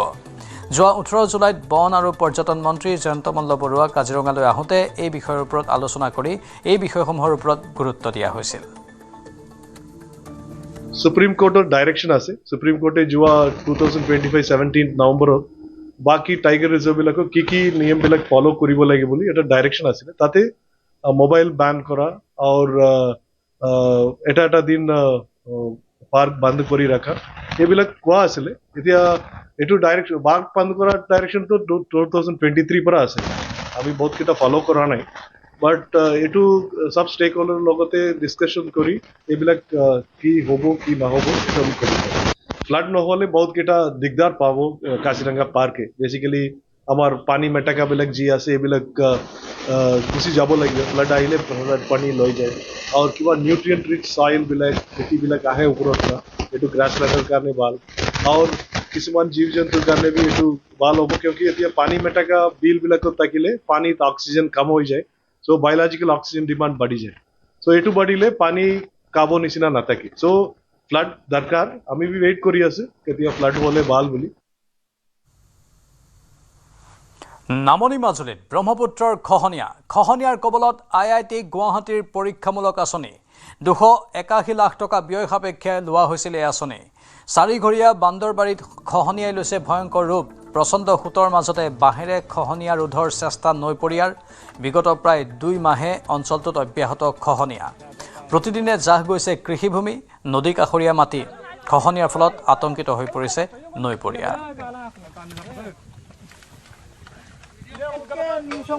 মাজুলী 4ঘৰীয়া বান্দৰবাৰী অঞ্চলত 3 বছৰ পূৰ্বে গুৱাহাটী IITয়ে যি পৰীক্ষামূলক আঁচনি গ্ৰহণ কৰিছিল সেই আঁচনি বৰ্তমান সময়ত খহনীয়াত আক্ৰান্ত হৈছে আৰু দেখুৱাইছোঁ যে ব্ৰহ্মপুত্ৰৰ খহনীয়াত আক্ৰান্ত হৈ বৰ্তমান সময়ত সেই অঞ্চলৰ ৰাইজে নিজে হাতে কামে লাগি ইয়াত সুৰক্ষা দিয়াৰ প্ৰচেষ্টা হাতত লৈছে আৰু অঞ্চলবাসী আহি ইয়াত উপস্থিত হৈছে। কাৰণ এই যি পৰীক্ষামূলক আঁচনি আছিল এই আঁচনিৰ জৰিয়তে অঞ্চলবাসী যোৱা 3টা বছৰে সুৰক্ষিত হৈ আছিল, কিন্তু বৰ্তমান সময়ত এই আঁচনিও নদীত জাহ যোৱাৰ উপক্ৰম হৈছে আৰু তাৰ বাবে বৰ্তমান সময়ত গাঁওবাসী ওলাই আহি ইয়াত সুৰক্ষাৰ নিজে হাতে কামে লাগি নিজৰ গাঁঠিৰ ধন ভাঙি সুৰক্ষাৰ কাম কৰিবলৈ ইয়াত চেষ্টা কৰিছে। আপোনালোকে কেইবাবাৰো ঘৰ সলনি কৰিলে আৰু বৰ্তমান সময়তো খহনীয়া ইয়াত লাগি আছে। 9বাৰ ঘৰ ভাঙিলোঁ, এতিয়া থাকিবলৈ জেগা নাই। আমাক মানে সেই বান্ধটো দিব লাগে, নদী বান্ধটো। এইটো আঁচনি আছিলে, এই আঁচনিটো এতিয়া ব্ৰহ্মপুত্ৰত জাহ যোৱাৰ উপক্ৰম হৈছে। হয়, আমাক মুঠতে কিবা এটা সুবিধা লাগে আৰু। এতিয়াও ক'ত বসবাস কৰি আছে আপোনালোকে? আমি ভেটেনাৰী ফিল্ডত আছোঁ। তাতে বহি আছোঁ যেনে তেনে বহিবলৈ জেগা অকণমান দিছে আৰু কিন্তু জেগাই নাই। কি ক'ব, আচলতে যথেষ্ট দুৰ্ভাগ্যৰ কথা, মাজুলী প্ৰত্যেক বছৰে এনেদৰে সংকুচিত হৈ গৈছে। এতিয়া মাজুলী প্ৰতি বছৰে এনেকৈ বান খহনীয়া হৈ মানুহ প্ৰায় নাইকিয়াই নিচিনা হৈ গ'লগৈ। আৰু এতিয়াতো আমাৰ বহিবলৈ মানে অকণমান মাটিত আমি যেনে তেনে ঘৰটো সাজি আছোঁ আৰু বাকীটো খেতি পথাৰ কৰিবলৈ মাটি বাৰী নাই। এতিয়া যদি এইটো প্ৰটেকশ্যন নিদিয়ে আৰু সেইকণ যোৱাৰো উপক্ৰম হ'বগৈ আৰু যিকণ বাকী আছে সেইকণো যাবগৈ তাৰমানে, এইটো যদি ভালকৈ প্ৰটেকশ্যনটো নিদিয়ে। নিশ্চিতভাৱে। আৰু বৰ্তমান সময়ত দেখুৱাইছোঁ যে অঞ্চলবাসী ওলাই আহিছে, নিজে হাতে কামে লাগি এই আঁচনিটো সুৰক্ষা দিবলৈ চেষ্টা চলাইছে। অষ্ট্ৰেলিয়ান গভৰ্ণমেণ্টৰ যি ফাণ্ড আহিব সেয়া কেনেদৰে ইয়াত ৰূপায়ণ কৰা হ'ব সেই বিষয়ে আলোচনা হৈছে স্থানীয় ব্যক্তিসকলৰ মাজত। আমি মন্তব্য ল'বলৈ চেষ্টা কৰিম।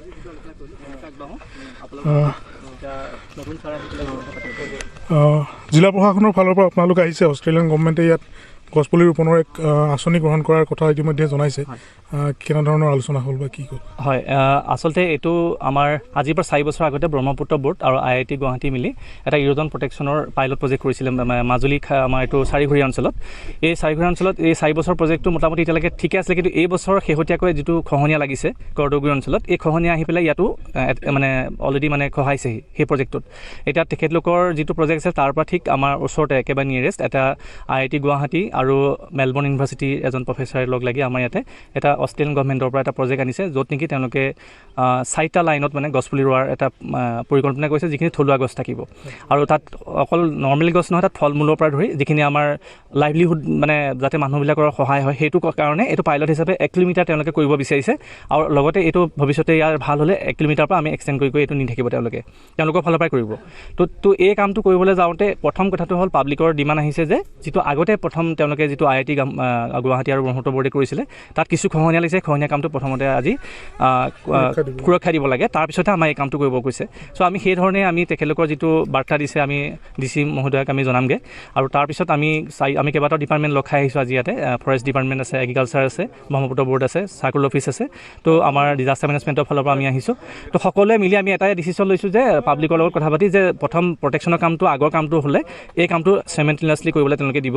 তো আমি সেই কথাটোৱে যাতে আমি চলিউশ্যন কৰিব পাৰোঁ তাৰ কাৰণে আমি ইয়াৰ পৰা সেইটো বাৰ্তা লৈ যাম।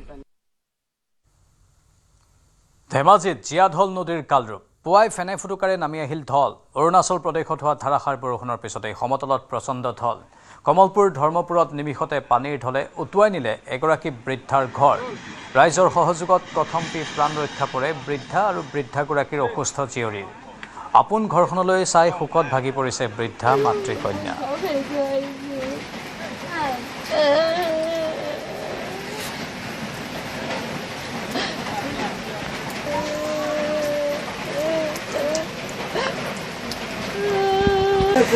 অৱস্থা মানে ৰাতিপুৱাৰ পৰা পানী হৈ আছিলে, তাৰপিছত হওঁতে মানুহকেইটা আহিবলৈ নাপালেই, দলঙে চলঙে গ'লে আহি এবাৰ পাওঁতে ঘৰ চৰে সেয়া ভাঙি এদাই হ'ল, বস্তু একো উলিয়াবলৈ নাপালেই।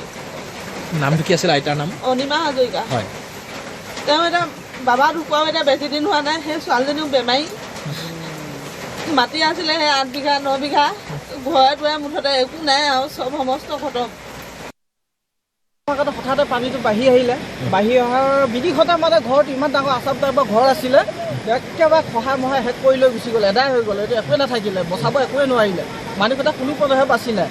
আৰু আমাক এটা মথাউৰি লাগে, এই মথাউৰিটো আমাৰ শীঘ্ৰে হওক। আৰু মই ৰঞ্জপেগু ডাঙৰীয়াক মই এই আপোনালোকৰ চেনেলৰ মাধ্যমে মই জনাওঁ যে আপুনি অতি সোনকালে আহি মানুহ ঘৰত ক্ষতিপূৰণ হিচাপে আগবঢ়াওক। অকল মানুহ ঘৰ নহয়, এই অঞ্চলজুৰি ক্ষতিপূৰণ হিচাপে আগবঢ়াওক। আৰু যিখিনি চৰকাৰী সা সুবিধা পাবলগীয়া সেইখিনি আপোনালোকে দিয়াৰ ব্যৱস্থা কৰক। প্ৰলয়ংকৰী বানত উটি যোৱা দেখিও ককায়েকক বচাব নোৱাৰিলে এজন ভাতৃয়ে। নিজৰ সন্তানটিক বচাবলৈ গৈ পানীত উটি গৈছিল কৃষ্ণ কৰ্মকাৰ। কথমপি কণমানিটিক ৰক্ষা কৰিলে সোণকুট আছাই, কিন্তু তেওঁৰ চকুৰ সন্মুখতে উটি গৈ থাকিল ককায়েক কৃষ্ণ কৰ্মকাৰ। নিউজ 18ৰ আগত এই ঘটনাৰ শিহৰণকাৰী বৰ্ণনা দিলে সোণকুট আছাই।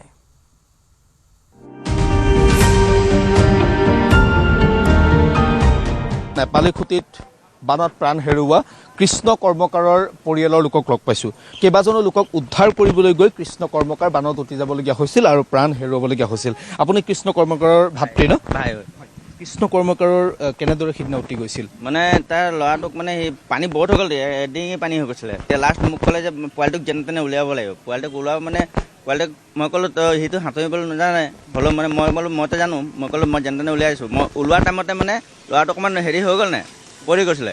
তো সেই সময়ত জাপ মাৰি দিলে, মানে জাপ মৰাৰ কাৰণে মানে জাপ মাৰি সোমালে যে 3-4বাৰ সোমোৱাৰ পিছত বহুত দূৰত গৈ মানে কমচে কম ইয়াৰ পৰা এই পোষ্টকুটিত ইমান দূৰত গৈ উলিয়াইছে। ওলোৱাৰ পিছত আৰু ওলালে মানে বেলেগ এজনৰ ভৰিত লাগিলে, তো সি ওলাই পানী চানী উলিয়াই থ'লে। পিছত নিকাৰ ভিতৰত ডক্টৰ একো চিকিৎসা নহ'ল, মানে চিকিৎসা নোহোৱাৰ কাৰণে মানে মানুহজন ৰাতিপুৱা মই লৈ গ'লোঁ লাইফবৰ্ডটো, ৰাতিপুৱা 6টামান বজাতে আহিছিলে।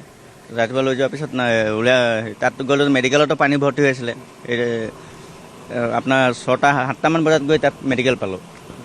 পোৱাৰ পিছত নহ'ল আৰু বচাবলৈ নোৱাৰিলোঁ মানে। বাচ্ছা কৃষ্ণ কৰ্মকাৰে বাচ্ছাটো বচাবলৈ গৈছিল, বাচ্ছাটো বচাব পাৰিলে নাই? পাৰিলোঁ, মই বচালোঁ আৰু মই লৈ। তাৰপিছত আপোনাৰ চকুৰ সন্মুখতে আপোনাৰ দাদা কৃষ্ণ কৰ্মকাৰ উটি গ'ল। মোৰো মানে জাবৰ চাবৰ পূৰা হৈ গ'ল, মই পোৱালিটোক এৰিব নোৱাৰোঁ, মেইন কথা সেইটো হৈ গ'ল।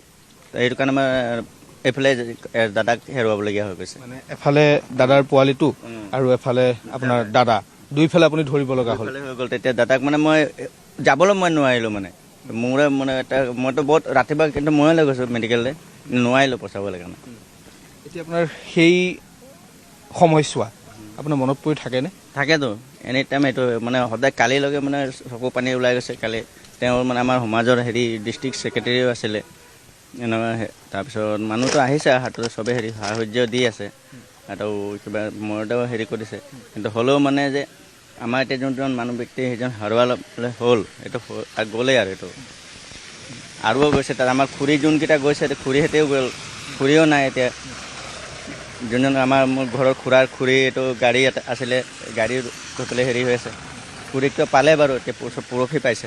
আপোনাৰ পৰিয়ালটোৰ আপুনি কেইজন মানুহ হেৰুৱালে? পৰিয়াল বুলি ক'লে এইটো দাদাটোৱে মোৰ নিজৰ এটাই আছিলে মানে। আপোনাৰ নামটো? মোৰ চুনকু তাছা। তাছা। এয়া চুনকু তাছাই সিদিনা দেখা পাইছিল যে কৃষ্ণ কৰ্মকাৰ, এই নেপালী খুঁটিৰে কৃষ্ণ কৰ্মকাৰ বানত উটি গৈছিল।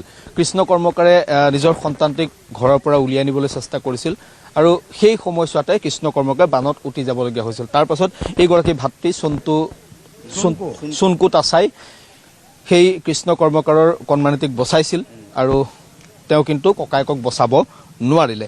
এনেকুৱা ধৰণৰ আপুনি নেপালী খুঁটিত আপুনি বিভিন্ন কাহিনী শুনিব। আপোনালোকৰ নেপালী খুঁটিততো এতিয়া গোটেই গোন্ধই আছে। আমিও গৈছোঁ ভিতৰলৈ, আমিও দেখিছোঁ গৰু ছাগলী মৰি আছে। হয়, আপোনালোকে কেনেকৈ খোৱা বোৱা কৰিছে এইকেইদিন? এইকেইদিনতো মই বৰ্তমান আমাৰ এইফালে ভনীঘৰ ওপৰত আছে অলপমান, এইফালে বৰ্তমান আছোঁ, কেম্প বনাইও আছোঁ। কেম্প বনাই আমাৰ কেম্প এটা আছে আগত। তাৰপিছত মাইকী মানুহক মই বেলেগ জেগাত লৈ থৈছোঁ, আমাৰ আগত আছে, পোৱালিটো আছে। এতিয়া বৰ্তমান এতিয়া কেম্পতে আছে মানে ক'বলৈ গ'লে। ভিতৰত থাকিব পৰা পৰিৱেশ আছে? এতিয়াতো থাকিবলগীয়া পৰিৱেশ নাই, এতিয়া অলপ সময় লাগিব। যাতে কিবা যদি চৰকাৰৰ ফালৰ পৰা এইফালৰ পৰা সহায় কৰে তেতিয়াই মানে। বাঁহ আমি খালি পেলালে, 7 গাড়ীমান বাঁহ পেলালে। ইয়াৰ সৰহখিনি মানুহক এই আমাৰ বাগানৰ যিটো ক্লাব আছিলে, ক্লাবতে মানে এইটো চৰকাৰৰ ফালৰ পৰা খানা বনাই খুৱাই আছে। 2 টাইম খানা বনাই, কিন্তু ৰেচন যিটো আহিছে, এই ৰেচনটো তেওঁলোকক জমা ৰাখিব কৈছে। তাতে জমাও আছে, এটা ৰুমৰ অংগনবাদী বনাই চৰকাৰে কৈছে কোনো বনাব নালাগে, এইটো 15 দিনলৈ আমি খুৱাই লওঁ, তাৰপিছত যদি কিবা হয় তেতিয়া আকৌ বনাব। কি ব্যৱস্থা হয় সেইটো হ'ব। 1 মাহ হ'লে 1 মাহ খুৱাম, কিন্তু আপোনালোকে ইয়াত খানা বনাব নালাগে। আজি 4 দিন হ'ল মই তাতে যাওঁতো ক্লাবত, 4 দিনৰ পিছৰ পৰা নেপালী খুঁটিৰ মানুহক ঘৰৰ ভিতৰত খানা বনাবলৈ দিয়া নাই, বাহিৰত খাব দিয়ে? নহয়, এই তাত ক্লাবত যিখিনি আছে আৰু অলপ আছে এই ইয়াত, এই আগত আছে, এই ভাৰত পেট্ৰলিয়ামৰ আগত।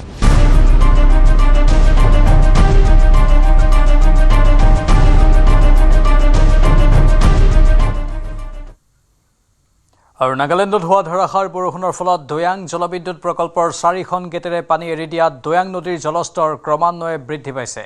দৈয়াং নদীৰ দাঁতিকাষৰীয়া গাঁওসমূহত বৰ্তমানলৈ কোনো লোকৰেই ক্ষয়ক্ষতি হোৱা নাই যদিও পানীৰ পৰিমাণ বৃদ্ধি পাইছে। আজি পুৱাৰে পৰা ক্ৰমাগতভাৱে দৈয়াং নদীত পানী বৃদ্ধি পোৱাত শংকিত হৈ পৰিছে অঞ্চলবাসী।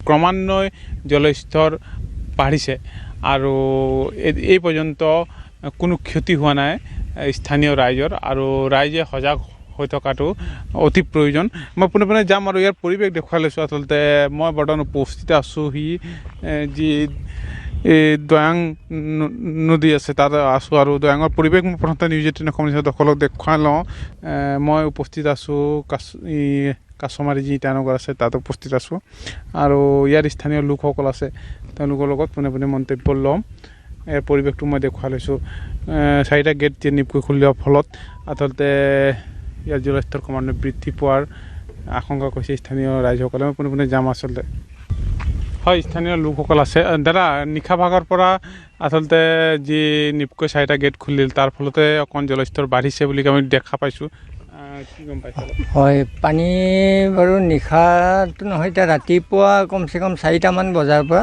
কমচে কম 1 ফুটমান 1.5 ফুটমান উঠা হৈছে বাৰু এতিয়ালৈকে আৰু পথাৰত সোমাইছে নি পানী পথাৰত তেনেকৈ নাই সোমোৱা খেতি পথাৰ নাই সোমোৱা হ'লেও সোমাবলৈ সক্ষম হ'ব অলপ পিছত সোমাব পাৰোঁ নোসোমোৱাটো নহয় বাঢ়ি অহাটো বাৰু ঠিকেই হৈছে 1.5 ফুট মানে বাঢ়িলে এতিয়ালৈকে ৰাতিপুৱাৰ পৰা আৰু বাঢ়িব যদি বৰষুণ আহেতো আমি ইয়াত থকাটো মুস্কিলেই হ'ব পাৰে চাগে হয় যদি নিশা ভাগত বৰষুণ দিয়ে তেওঁ থকাটো অসুবিধাৰ সন্মুখীন হ'ব বুলি কৈছে কিন্তু বৰ্তমান কোনো বিপদ সীমাৰ ওপৰত নৈ বঢ়া নাই বিপদ সীমাৰ ওপৰত বঢ়া নাই নাই বঢ়া বিপদ সীমাৰ ওপৰতো যোৱা নাই বাৰু বৰ্তমান এতিয়ালৈকে কিন্তু আহি আছে কিন্তু ক'বতো নোৱাৰি আহিও যাব পাৰে বৰ্তমানতো এতিয়ালৈকে বিপদ সীমাৰ ওপৰত যোৱা নাই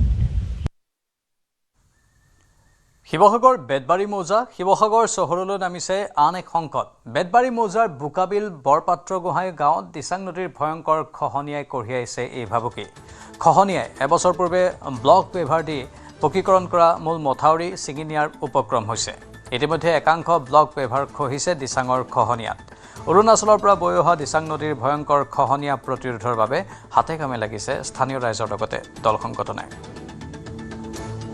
দৰিকা আৰু দিখৌ নদীয়ে শিৱসাগৰৰ বেতবাৰী মৌজাত তাণ্ডৱ সৃষ্টি কৰাৰ পিছত এইবাৰ দিচাং নদীৰ গৰাখহনীয়াই সমগ্ৰ বেতবাৰী মৌজা তথা শিৱসাগৰ চহৰলৈ ভয়ংকৰ সংকট নমাই আনিছে ইয়াৰ শিৱসাগৰৰ বোকাবিল বৰপাত্ৰ গোহাঁই গাঁৱৰ যি মূল মথাউৰি সেই মথাউৰিৰ দৃশ্য দেখুৱাইছোঁ এয়া দিচাং নদীৰ পানী জলস্তৰ কিছু হ্ৰাস পাইছিলে তাৰ পিছতে এনেধৰণে গৰাখহনীয়াই লৈছে ভয়ংকৰ ৰূপ নিশাৰ ভিতৰতে ইয়াত প্ৰায় 50 মিটাৰ গৰা খহি আছে মই দেখুৱাইছোঁ এইটো হৈছে এইটো মূল মথাউৰি এইটো বিগত বৰ্ষত ইয়াত পেভাৰ দি ইয়াত পকীকৰণ কৰা হৈছিলে এইটো ব্লক পেভাৰ দি দেখিছে যে ইতিমধ্যেই এই মূল মথাউৰিৰ একাংশ ব্লক পেভাৰ ইতিমধ্যেই খহনীয়াত জাহ গৈছে মই দেখুৱাইছোঁ এই পৰিৱেশ আৰু এই খহনীয়া ৰোধৰ বাবে এনেধৰণে ইয়াৰ স্থানীয় ৰাইজ লাগি আছে হাতে কামে বেতবাৰী ৰাইজ লাগি আছে মই দেখুৱাইছোঁ এই সন্দৰ্ভত মই ইয়াতে স্থানীয় ব্যক্তিসকলৰ ভাষ্য ল'ম দাদা পৰিৱেশটো এতিয়া কেনেকুৱা পৰিৱেশটো অতি ভয়ংকৰ হৈ আছে এতিয়া আজি ডিপাৰ্টমেণ্টৰ মানুহ মাত্ৰ হেৰিয়াত 2জন অকল আমি দেখিছোঁ ডিপাৰ্টমেণ্টৰ অকল দেখিছোঁ এতিয়া কালিও আহিছোঁ আমি কালি আহোঁতেও দেখিছোঁ অকল SO জন আৰু তেওঁ চাবৰ্ডিনেট 2জন আছে তেখেতলোকহে উপস্থিত আছে বাদ বাকী দেখোন আজি দেখা নাই কোনো খহনীয়া মানে কালিৰ পৰা যেতিয়া দিচাং বাঢ়িছিলে প্ৰথম অৱস্থাত নৈখন মানে যেতিয়া শুকাই গৈছিলে ন শুকাই যাওঁতে খহনীয়াটো বেছি হৈছিলে কিন্তু এতিয়া নৈখন ক্ৰমান্বয়ে বাঢ়ি আহিছে খহনীয়াটো আৰু বাঢ়ি গৈ আছে ক্ৰমান্বয়ে বাঢ়ি গৈ পেলাই অৱস্থাটো অতি ভয়ংকৰ অৱস্থাৰ সৃষ্টি হৈছে হয় ইয়াতে মই দেখিছোঁ বীৰলাচি থানাৰ নেতা শৃংখল চলিহা আহি হাতে কামে লাগিছে তেওঁ ইয়াৰ পৰিৱেশটো সন্দৰ্ভত খুব ভয়ানক পৰিৱেশ আৰু এইটো ঠিকাদাৰ লুণ্ঠন বুলি ক'ব লাগিব এইটো নতুন মথাউৰি এইটো কেনেকৈ এইটো অৱস্থা হৈছে এই কমিশ্যন খাই নেতা মন্ত্ৰীবোৰে আমাৰ গোটেই জাতিটো শেষ কৰিছে এতিয়া এই ইয়াত যদি ভাঙিবলৈ হয় আমাৰ শিৱসাগৰ শেষ এনেও শেষেই শিৱসাগৰ সম্পূৰ্ণ শেষ হ'ব যদি এইখিনি ভাঙিবলৈ হয় মই দেখুৱাইছোঁ ইয়াত এজোপা বাঁহ গছ আছে সেই বাঁহ গছজোপাই কিছু ইয়াত প্ৰতিৰক্ষা দি আছে এয়া শিৱসাগৰৰ আৰু এই মথাউৰিটো যদিহে কেনেবাকৈ ছিঙি নিবলৈ হয় তেন্তে শিৱসাগৰৰ এই যি বেতবাৰী মৌজা সমগ্ৰ বেতবাৰী মৌজা পুনৰ পানীত ডুব যাব। ইতিমধ্যে দৰিকাৰ বাঢ়নী পানী সম্পূৰ্ণ ওলাই যোৱা নাই, বহু গাঁও প্লাবিত কৰি ৰাখিছে। তেনে সময়তে দিচাং নদীৰ এই মথাউৰি যদিহে কেনেবাকৈ ভাগিবলৈ হয় তেন্তে বেতবাৰী মৌজা সম্পূৰ্ণৰূপে তল যোৱাৰ উপৰিও শিৱসাগৰ চহৰ ডুব যাব বানত। মই দেখুৱাইছোঁ এই পৰিৱেশ আৰু মই দেখুৱাইছোঁ এই ধৰণৰ পৰিৱেশ আৰু এই সংকটৰ সময়ত ইয়াৰ মই জানিব বিচাৰিম ইয়াৰ আচলতে মূল যিটো মথাউৰি মাজভাগলৈকে ইয়াত ফাট মেলিছে আৰু মই জানিব বিচাৰিম ইয়াত জনপ্ৰতিনিধি কোনোবা আহিছেনে? জনপ্ৰতিনিধি এতিয়ালৈকে আমি দেখা নাই, মানে আগতো বানপানী হৈ গ'ল বহুত 7-8 দিন এসপ্তাহ, এতিয়ালৈকে আমি কোনো বানপানী তেখেতলোক জনপ্ৰতিনিধি ইয়াত দেখা নাই আৰু বিভাগীয় কৰ্তৃপক্ষকো আমি এতিয়া চাহটো দেখা নাই। গতিকে আমি তেখেতলোকক অনুৰোধ কৰিছোঁ অতি সোনকালে তেখেতলোক আহি এই জ্বলন্ত সমস্যাটো সমাধান কৰিবৰ কাৰণে আমি বিনম্ৰভাৱে আমি ৰাইজে অনুৰোধ জনাইছোঁ। বানাক্ৰান্তসকলৰ কঠীয়াৰ অভাৱ দূৰ কৰিবলৈ যোৰহাট বিজেপিৰ বৃহৎ পদক্ষেপ। প্ৰলয়ংকৰী বানে নষ্ট কৰিলে শ বিঘা কৃষিভূমি। সেয়ে যোৰহাট জিলা বিজেপিয়ে বৰহোলাৰ পৰা প্ৰায় 16 বিঘা ভূমিত ৰুব পৰাকৈ 3খন গাড়ীত প্ৰেৰণ কৰিছে কঠীয়া। বৰহোলাত কৃষকসকলৰ ৰাহি হোৱা কঠীয়াসমূহ প্ৰেৰণ কৰিছে তিয়ক হাঁহচৰালৈ। কৃষকসকলে যাতে কঠীয়াৰ অভাৱত নিজৰ খেতিডৰা ৰোপণ কৰিব নোৱাৰে তাৰ প্ৰতি লক্ষ্য ৰাখি যোৰহাট জিলা বিজেপিয়ে এক সুন্দৰ পদক্ষেপ গ্ৰহণ কৰিছে। আচলতে 16 বিঘা মাটিত আজি কঠীয়া ৰোপণ কৰিব পৰাকৈ তেওঁলোকে 3 গাড়ী ইয়াৰ পৰা বৰহোলা পৰা কঠীয়া প্ৰেৰণ কৰিছে। মই বৰ্তমান উপস্থিত আছোঁ বৰহোলাত, আৰু বৰহোলাত আহি উপস্থিত হৈছে জিলা বিজেপি সভাপতি শান্তনু পূজাৰী ডাঙৰীয়া, আৰু ইয়াৰ পূৰ্বে তিতাবৰত 2 হেক্টৰ ভূমিত তেওঁলোকে কঠীয়া বীজ সিঁচন কৰিলে যাতে তেওঁলোকে বানাক্ৰান্ত লোকসকলে তেওঁৰ নিজৰ খেতিডৰা সুন্দৰভাৱে ৰোপণ কৰিব পাৰে। মই পোনে যাম আচলতে নিউজ 18 অসম নিউজসকলক ইয়াৰ দৃশ্য দেখুৱাম আৰু ইয়াৰ পৰিৱেশ দেখুওৱা লৈছে, এক সুন্দৰ পৰিৱেশ আৰু তেওঁলোকে সুন্দৰ পদক্ষেপ গ্ৰহণ কৰিছে। আচলতে ধন্যবাদ জ্ঞাপন কৰিব লাগিব বিজেপি সভাপতি ডাঙৰীয়াক। প্ৰথমতে আপোনাক ধন্যবাদ জ্ঞাপন কৰিছোঁ। আপোনালোকে বানাক্ৰান্তৰ বাবে ওলাই আহিছে, সকলো মাৰবান্ধি থিয় হৈছে আৰু নিজৰ খেতিডৰা যাতে চন পৰি নৰয় তাৰ প্ৰতি লক্ষ্য ৰাখি আপোনালোকে আজি কঠীয়া প্ৰেৰণ কৰিছে আৰু 2 হেক্টৰ ভূমিত যোৱাকালি কঠীয়া ৰোপণ কৰিলে। গোটেই কথাটো জানিম অলপ। আচলতে এইবাৰ যি প্ৰলয়ংকৰী বান, সেই প্ৰলয়ংকৰী বানে আমাৰ উজনি অসমৰ 4খন জিলাতে যদিও ক্ষতি কৰিছে, চৰাইদেউ, শিৱসাগৰ, যোৰহাট আৰু গোলাঘাট, তাৰ ভিতৰত কিন্তু চৰাইদেউ আৰু শিৱসাগৰ জিলাত ইয়াৰ প্ৰাবল্য বেছি। ৰাইজৰ সমূল অংশে ইয়াত খেতি বাতিখিনি ধ্বংস হৈছে। ৰাইজৰ জীৱন ধাৰণৰ যিটো প্ৰক্ৰিয়া সেইটো সম্পূৰ্ণভাৱে ব্যাহত হৈ পৰিছে। বিভিন্ন ধৰণৰ সহায়ৰ এই মুহূৰ্তত বানাক্ৰান্ত ৰাইজসকলক প্ৰয়োজন আছে আৰু সেইকাৰণে আমি যোৰহাট জিলাত, যিহেতু আমি বহু বছৰৰ পৰা এনেদৰে বানাক্ৰান্ত অঞ্চলৰ বাবে, যোৰহাট জিলাখন এখন বানপীড়িত জিলা, ঠায়ে ঠায়ে ইয়াত বান হয়, সকলো জেগাতে সমানে নহয়। গতিকে আমি ওখ ঠাইত সদায় কঠীয়া পৰাৰ ব্যৱস্থা কৰোঁ বানাক্ৰান্ত ৰাইজৰ সুবিধাৰ বাবে।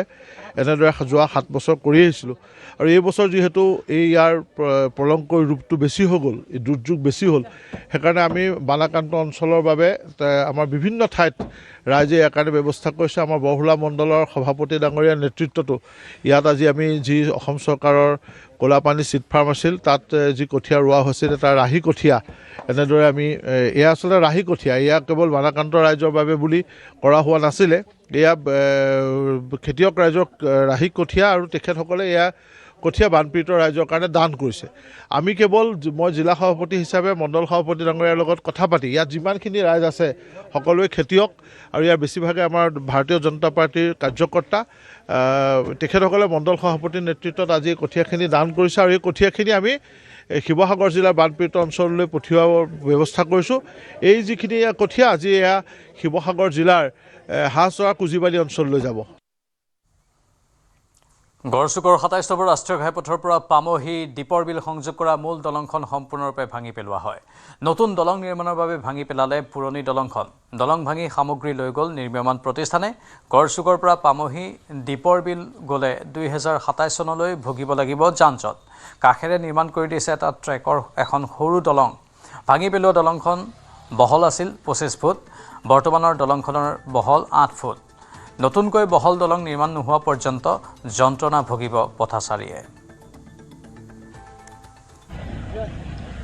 আপুনি যদি ২৭ নম্বৰ ৰাষ্ট্ৰীয় ঘাইপথৰ গড়চুকৰ পৰা পামহি বা দীপৰ বিল যাম বুলি ভাবিছে তেতিয়াহ'লে আপুনি হাতত প্ৰায় আধা ঘণ্টাৰ পৰা ৪০ মিনিট সময় বেছিকৈ লৈ আহিব কাৰণ গড়চুকৰ পৰা পামহি সংযোগ কৰা মূল যিখন দলং আছিলে সেই দলংখন ভাঙি দিয়া হৈছে মোৰ পিছফালৰ দৃশ্য সতীত হৈ দেখুৱাইছে যে ২৫ ফুট বহল এখন দলং আছিলে সেই দলংখন এতিয়া ভাঙি দিছে আৰু তাৰ কাষত এখন ৮ ফুট বহলৰ দলং বনাই দিয়া হৈছে আৰু সেই দলংখনৰ এটা পাৰৰ পৰা বাহন আহিলে আনটো পাৰৰ পৰা বাহন যাব নোৱাৰে তাৰ বাবে ৰখাই পিনেহে এটা ট্ৰেকৰ পৰা পাৰ হ'ব পাৰে তাৰ বাবে দীঘলীয়া যান-জঁট হয় এই দলংখন মাৰ্চ মাহতে ক্ৰেক হৈছিলে অৰ্থাৎ এটা ছাইড ডাউন হৈ গৈছিলে তাৰে পিছতে সিদ্ধান্ত লৈছিলে চৰকাৰ প্ৰশাসনে PWD বিভাগে বা গড়কাপ্তানি বিভাগে বা লোক নিৰ্মাণ বিভাগে যে কাষেৰে এখন নতুন দলং নিৰ্মাণ কৰা হ'ব আৰু সেই দলংখন নিৰ্মাণ কৰা হৈছিলে কিছুদিন পূৰ্বে দলংখন মুকলি কৰি দিছে অতীতত দেখুৱাইছে সেইখন নতুন দলং আৰু সেই দলংখনেৰে এটা ফালৰ পৰা বাহন আহিলে আনফালে বন্ধ কৰি দিয়া হয় এতিয়া পামহিৰ ফালৰ পৰা গাড়ীবিলাক আহি আছে তাৰ বাবে গড়চুক ফালৰ বাহনসমূহ বন্ধ কৰি দিয়া হৈছে এই এখন বিজা বাহনৰ পৰা দেখুৱাইছে চুইপ বাহন এনেদৰে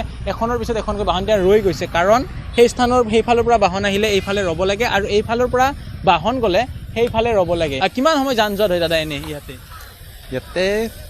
মোটামুটি আধা ঘণ্টা পাৰ হৈছে কেতিয়াবা আধা ঘণ্টা 20 মিনিট তেনেকুৱা আৰু কি কাৰণে হয় দুইফালৰ পৰা মানে কি ক্ৰচিং কৰিব নোৱাৰে সেইটো কাৰণে মানে এটা চাইডে আহিলে এটা চাইডে আহিব নোৱাৰে তেনেকুৱা টাইম লাগে কিছুমানে আৰু পুৰো এইখন কেতিয়া ভাঙিলে এইখন আজি পুৰা ক্লিয়াৰ হৈছে আজি ক্লিয়াৰ হৈ যাব কেতিয়ালৈকে ইয়াতে নতুন হ'ব বুলি গম পাইছে সেইটো গম পোৱা নাই দেই ইয়াৰে থকা বা এই পথছোৱাৰে আহা কৰা এজন লোক উল্লেখ কৰিছে যে ইয়াতে আধা ঘণ্টাৰ পৰা 40 মিনিট তেখেতেও আবদ্ধ হৈ আছিলে এই দলংখন সম্ভৱতঃ 2027 চনতহে সম্পূৰ্ণ হ'ব আৰু 27 চনতহে ৰাইজে এটা সকাহ পাব যে গড়চুকৰ পৰা পোনে পোনে তেতিয়া দীপৰ বিল মাইনাগুৰুং অন্যান্য অঞ্চললৈকে যাব পাৰিব কিন্তু বৰ্তমান এই পথছোৱাৰে আহিলে হাতত আপুনি 30 মিনিটৰ পৰা 40 মিনিট অধিক সময় লৈ আহিব লাগিব সময় হৈছে এতিয়াৰ বাতৰিৰ পৰা বিদায় লোৱাৰ নমস্কাৰ